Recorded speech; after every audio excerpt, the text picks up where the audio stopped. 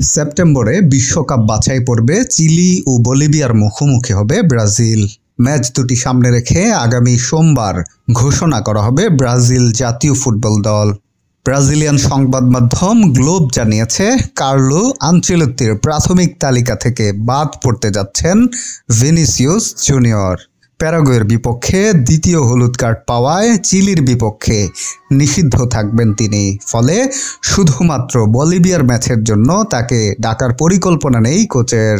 যেসব খেলোয়াড় আনচেলত্তির প্রাথমিক দলে জায়গা পেয়েছেন তাদের মধ্যে রয়েছেন গোলরক্ষক গাব্রিয়েল ভারাজো, মিডফিল্ডার মিলিতাও, ফুলব্যাক ভিতিনিও ও Paulo Henrique, midfielder Danilo, Marcos Antonio আর ফরওয়ার্ড কাইও হোর্হে, রদ্রিগো এবং নেইমার। গ্লোবের খবর যদি সত্যি হয় তবে 22 মাস পর জাতীয় দলে ফিরতে যাচ্ছেন নেইমার। সর্বশেষ তিনি জাতীয় দলে খেলেছিলেন 2023 সালের 17 অক্টোবর। এবার চোট কাটিয়ে ফিরছেন বিশ্বকাপকে সামনে রেখে। আগামী 1 সেপ্টেম্বর ব্রাজিল তেরেসোপোলিসে অনুশীলন শুরু করবে। 5 সেপ্টেম্বর মার্কানায় মুখোমুখি হবে চিলির। আর 10 সেপ্টেম্বর বলিভিয়ার বিপক্ষে খেলবে আল আটলুতে।